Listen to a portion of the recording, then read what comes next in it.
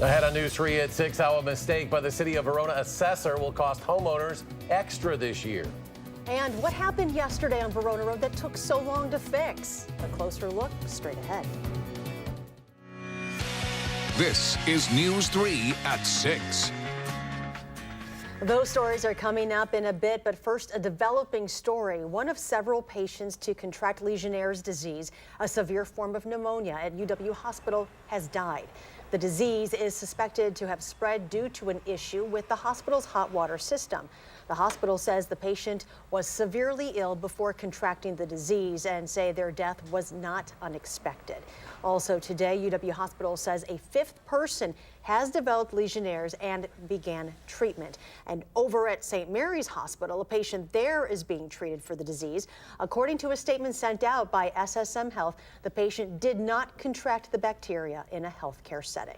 Next at 6, if you live in Verona, you'll likely be paying more in property tax bills in 2018. And it is all because of human error in the city's office. All new tonight at 6, Rose Schmidt is here to break down the numbers for you.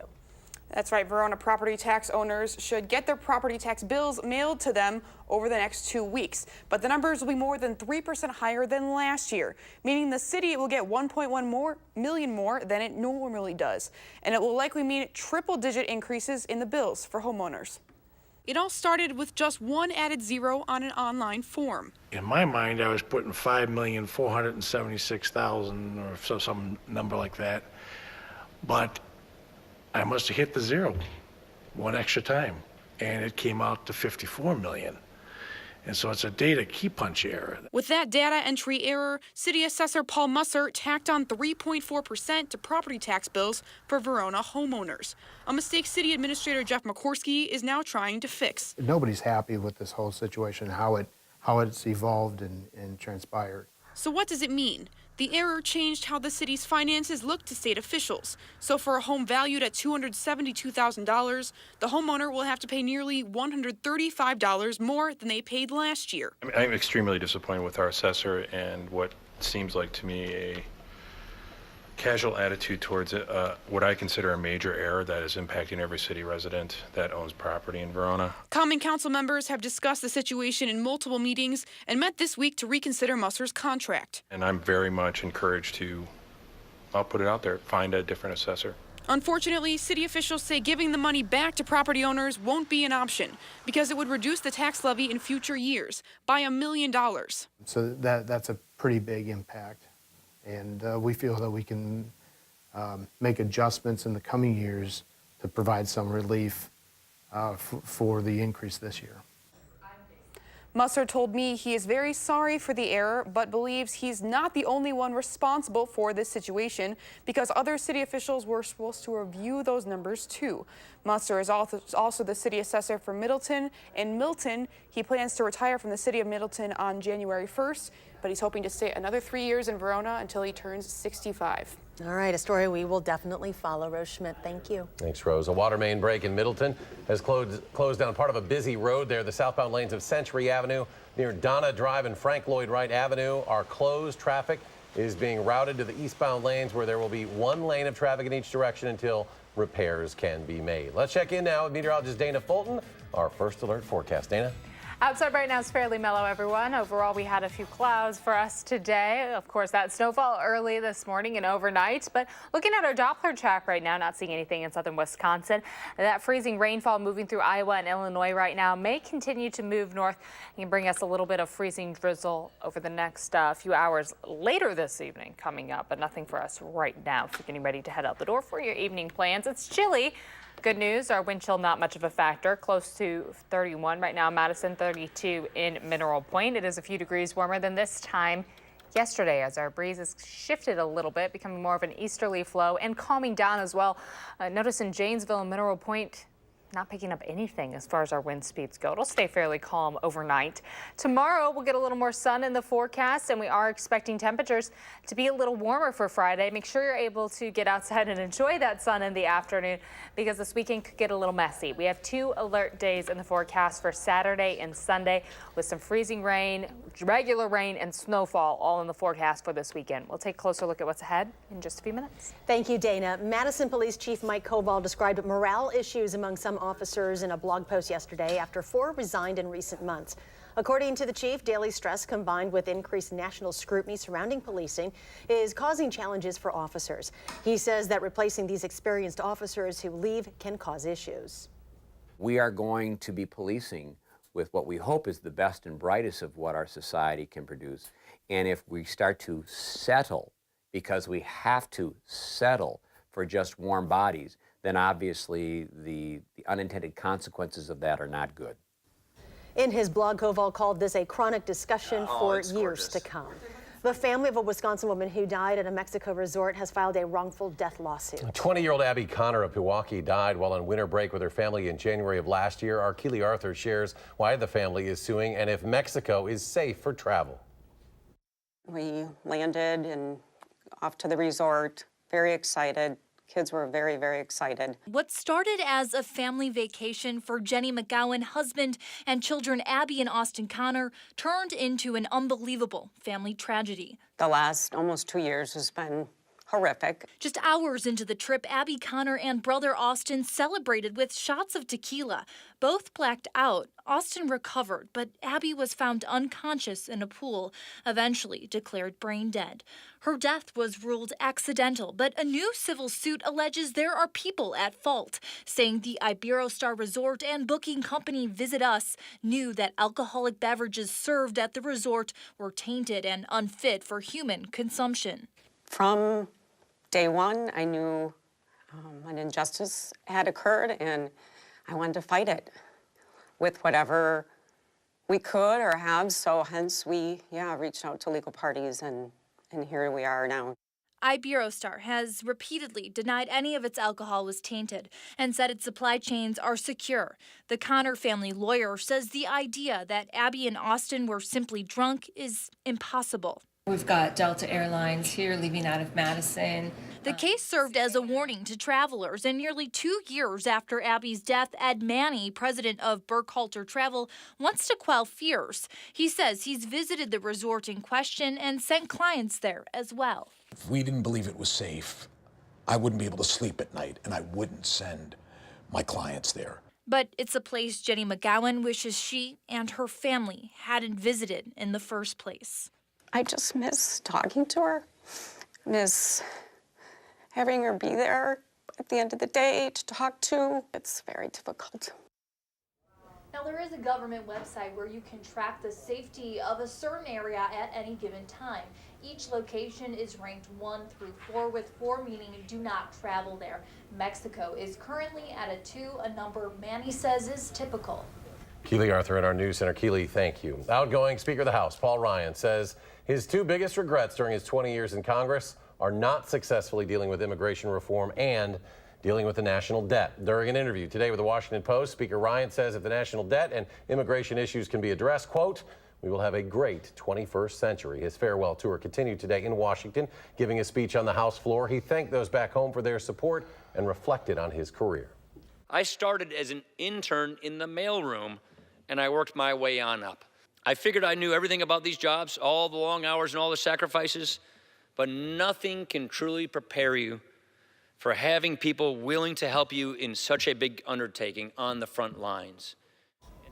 Ryan also received his House Budget Committee Chairman portrait today. After Verona Road was shut down for nearly 10 hours yesterday, it left many people with some questions. We have the answers many of you have been asking us about. Jamie Perez spoke with the project manager who is handling that backup. And so, Jamie, what answers did you get? Yeah, so obviously there was a lot of traffic backed up from that yesterday. What happened there was a contractor truck hit the wires that were connecting those traffic lights. When it did hit, it actually ended up snapping some wooden poles and just carried everything down to the ground with it. And that was right at the intersection of Raymond and Verona Road. So to fix that, the DOT needed to order equipment from a company based in Medford. That's about 3 hours away. So it took a while to even get that equipment there. And then it started snowing, which slowed down the entire process that much more. Now, to install this new equipment is something the DOT says usually takes a week, and they were asking them to do it in just a few hours.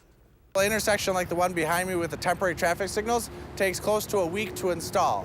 And so we asked the contractor and our DOT electricians to make those repairs within hours. The road was back open by 9:30 last night, but like I said, it definitely delayed traffic for hours in the afternoon while that closure was still at a standstill. Now, Steve Tyson added, while this is not something that usually happens very often, he does urge drivers to make sure your eyes are on the road and phones are put away. You never know when something like this could possibly happen again. All right, Jamie, thank you. Thanks, Jamie. There's more to come tonight at 6. Your updated forecast, including a look at the weekend. And the Milton School District considering a third try at a referendum. That story's next.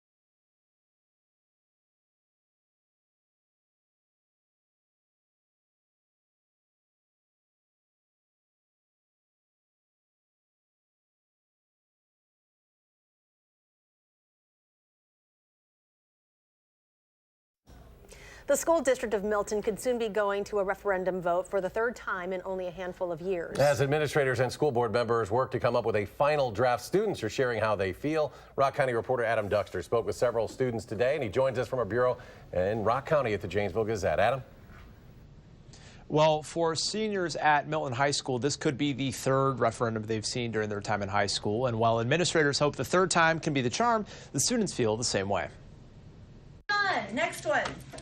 Remember with number 6. Classrooms at Milton High School are crowded, as are the hallways and other areas of the school, too. The layout of the school and the physical layout is becoming like a burden, and it's defining what we can do academically, I think, in some senses, and that's not good. Quaddy says the lack of space has left some teachers without a permanent classroom. And while the district has presented referendums to fix the issue twice before, they haven't passed. With those opposed, concerned about a change in taxes a referendum would bring with it. And while students know it's not personal, they say it can still be frustrating. No one votes no because they don't care about kids. But when there's constant arguing and no one can agree, no one can compromise, it really does feel like the community just doesn't care about the kids here. Especially when they're relying on adults to get the job done.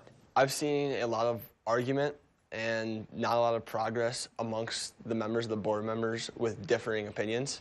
I think that they are both those particular members are so focused on their ideas that at times are unwilling to see compromise. But say their perspective is one worth listening to. We see it on a daily basis firsthand, and they may have gone here several years ago, but things have changed in the world. And say that they care because they love their school and want to see it improve. I want every single kid that goes through this school to be able to have the same opportunities, to have better opportunities than me. If they could just look past their own opinions to the greater community, the greater community's opinion, I feel like they could make a solution that would work for everyone.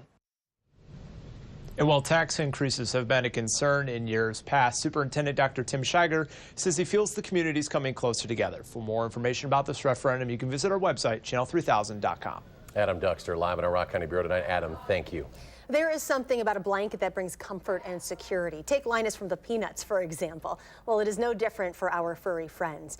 You might have seen Jeff Hopwood at places like the Shoebox, Metcalf's West, or even here at 10 Pin Alley selling blankets handmade by him for your best friend.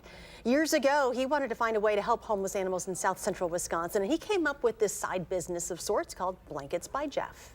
It started as a fundraiser to help raise money for the animals. Over the years, it just kind of grew.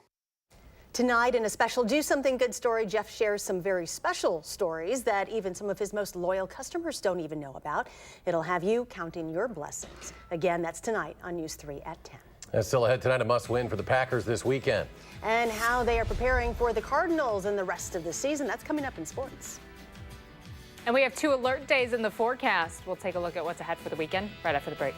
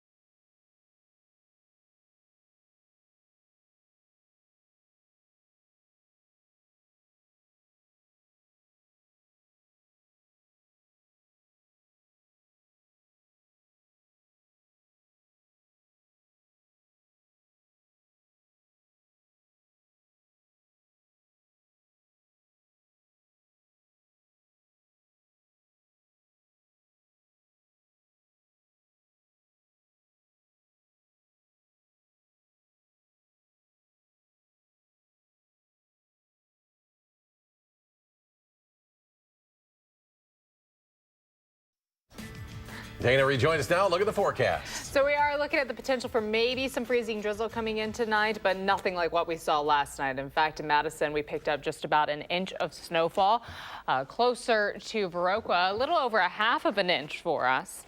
About 6/10 of an inch coming through that area. It was a snowy scene this morning. The road's quite slick. Tonight we won't be nearly as cold, and again, that freezing drizzle chance isn't going to accumulate to the snowfall that we saw last night. Tomorrow we will get a little sun in the afternoon, and then heading into this weekend is going to be quite messy outside both Saturday and Sunday mornings because of that system moving on in. We do have an alert day in the forecast for both days. Right now our Doppler track's calm. There's that freezing drizzle chance starting to scoot right into southern Wisconsin. Not looking at a huge threat for this evening, but folks around Platteville and Grant County may want to be aware if you have any driving plans over the next hour or so. It'll be sliding in towards you first. Overnight, we stay mostly cloudy. We'll start off tomorrow morning with a few clouds, and by the afternoon, we'll actually get a little bit of sun popping through for us for our Friday afternoon. And then the clouds do build back in overnight, along with our next chance for some showers. So we have this system right now sliding through the plains into the Midwest. As it gets closer to us, that moisture initially will be pushed in our direction as some rainfall. That snow line, though, here's the issue. That boundary line crosses right through southern Wisconsin. So we do have the chance for central Wisconsin to start to see snow early in the morning, rain to the south. And then that system is going to push a little more rainfall, temps during the day warming up. We have rain throughout the day on Saturday, but then that snow chance building back in for us on Sunday. Taking a look at your future watch to break down this timing a little bit. There's that line with the freezing drizzle potential. Mostly rain right now, leaning towards rain throughout the afternoon on Saturday, but you don't have to travel too far north to deal with that freezing drizzle and snowfall. Throughout the evening on Saturday, we're still in that rain boundary, but as we get into Sunday morning early, the snow crosses over and we're expecting snowfall throughout much of the day on Sunday. Because of all that snow transition coming in on Sunday and the transition possible for Saturday morning from snow back to rain, we have alert days for both days right now for the weekend. Downtown right now is cloudy but fairly mellow outside. Today's temperatures were slightly closer to average in the 30s, about 32 our high for this afternoon. Overnight lows will drop into the mid-20s, not moving around too much from where we're at right now. With that mostly cloudy sky, temps just don't get to cool around too much.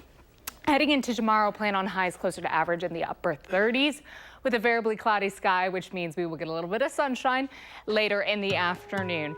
That mixed chance is going to come in late in the day on Friday. Our alert days for Saturday and Sunday are mainly due to the traffic concerns that we have. Anyone on the roads either day could be a little messy. Into next week, our first full week of December, it'll be quite chilly with a few more snow chances creeping in the forecast. Aaron Rodgers says the colder the better for Sunday's Packer game against the Arizona Cardinals at Lambeau Field. The story's coming up in sports.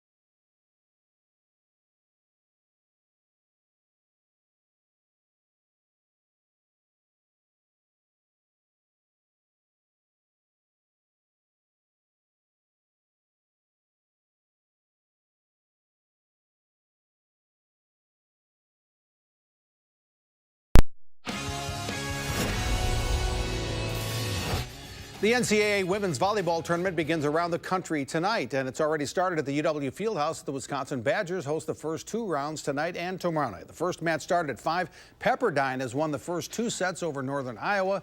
The Badgers play the second match at 7:30 as Wisconsin, the 6th overall seed in the tournament, hosts in-state rival Green Bay. The winners tonight play tomorrow night at 7 at the Fieldhouse, trying to advance to the 3rd round next weekend. The National Women's Volleyball Championship, by the way, is at Target Center in Minneapolis this year.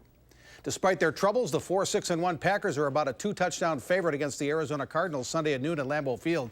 Now, the fact the Cardinals are 2-9 this season might have something to do with it. The other part might be the weather forecast, which calls for snow changing to rain, some wind, and temperatures in the mid-30s. Not exactly the same weather forecast for the Cardinals' home in Phoenix. Now, Packers quarterback Aaron Rodgers is a California guy, too, but he wants the temperature to be as low as it can get Sunday.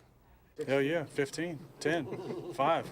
Colder the better. You know, it's a West Coast team playing, not West Coast, but it's a Western United States team playing a noon Central game. Colder the better. And then we got a dome team coming up. Colder the better. So I hope it gets even colder. I hope it snows, and that's playing downhill for us.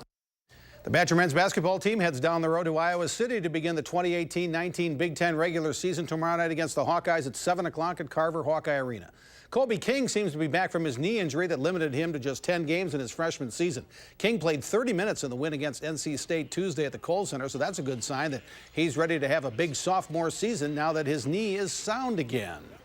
I mean, I think I knew I could do it. It was just more of a mental thing, just not thinking about things and just going out there and playing. So I'm pretty happy with how I feel today, too, after a long night like that. I mean, as I've got more comfortable physically, I think what I learned from last year, I've been able to incorporate more in my game. And defense is a big thing here and something we take pride in. And it's a good way to get on the floor, is just making sure that you're guarding. You know, we haven't had a Prep Mania Game of the Week in a while. Just about time for another, wouldn't you say? Well, we'll begin our winter schedule in a couple of weeks. Friday, December 14th, to be exact. Girls basketball, Madison Memorial at Verona. We'll see Memorial's Leilani Kapanis, who's one of the top-ranked recruits in the country as a junior. Both teams should be contenders for the Big 8 Conference Championship, too. So that's Madison Memorial at Verona girls basketball, the Game of the Week on channel3000.com, Friday, December 14th. Tiger Woods playing in the Hero World Challenge in the Bahamas. Here's his chip on the 12th hole. Oh, boy.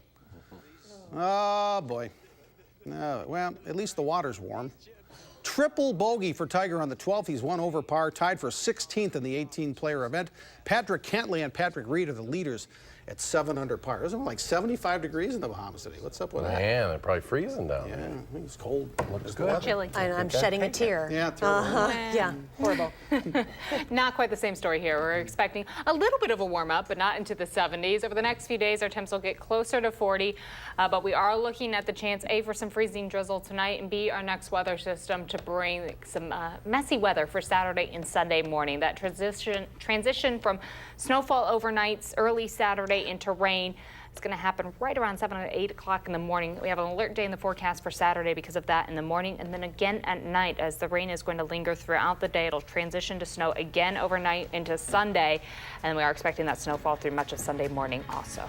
All right, Dana, thank you very much. Thanks for joining us tonight for News 3 at 6. Enjoy your evening, and we will see you back here at 10. Download the new Channel 3000 app and get alerted on your mobile device the minute news breaks. Wherever you go, be the first to know with Channel 3000.